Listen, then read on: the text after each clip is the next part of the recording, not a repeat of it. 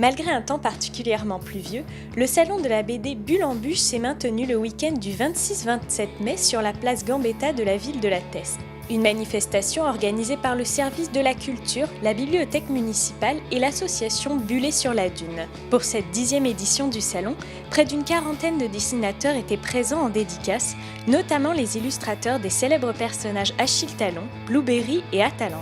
Le salon proposait également des conférences, concours de dessin ou encore ateliers de tatouage temporaire. De quoi faire oublier le mauvais temps à tous les amoureux du 9e art. C'est l'histoire de deux officiers français qui, en 1915, proposent à l'état-major d'utiliser des chiens de traîneau pour pouvoir désenclaver les soldats qui sont bloqués par la neige dans les crêtes des montagnes vosgiennes. C'est un fait réel, c'est une histoire vraie.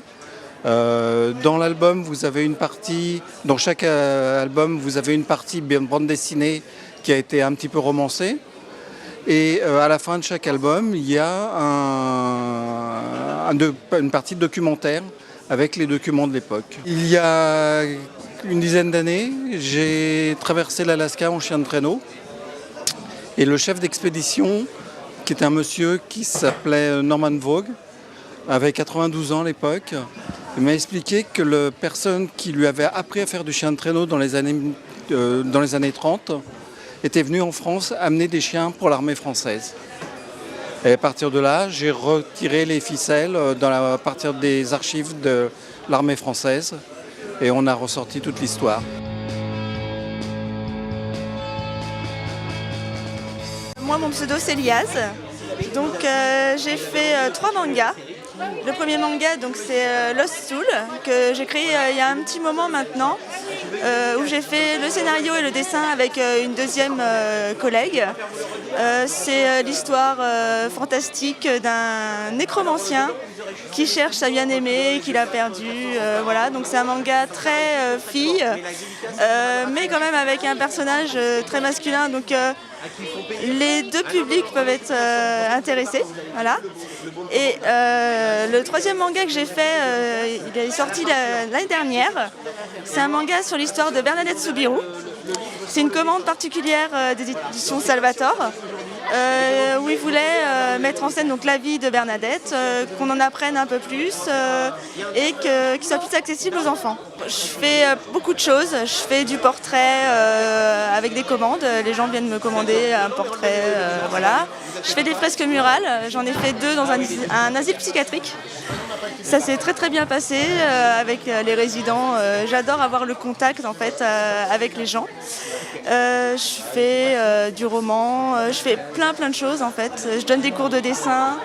Ce qui m'intéresse, c'est de montrer aux gens que le dessin, ça peut nous amener à faire plein de choses et faire des belles rencontres, et d'exprimer des émotions qu'on ne peut pas exprimer autrement. La pluie, en fait, c'est pas grave quand on a un bon festival avec des gens super, un bon accueil, un bon public, des gens qui viennent nous parler, nous faire rire, voilà, des petits coucous, des sourires, voilà. Je m'appelle Zeriou, je suis dessinateur d'une BD qui s'appelle Chronique d'un mangaka. Je travaille avec le scénariste Christophe Cazeneuve, qui est notamment le scénariste des séries comme Les Sisters et Boule et Bill dernièrement. Il a repris les deux derniers albums, c'est lui qui les écrit. Donc on raconte une histoire en fait dans cette série de Chronique d'un mangaka d'un personnage qui veut devenir dessinateur de BD, mais surtout de manga.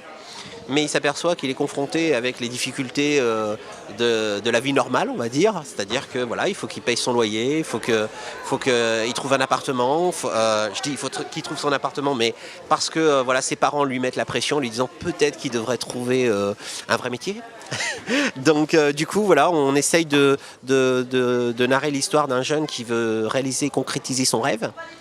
Et donc nous on a commencé une série avec 3 tomes.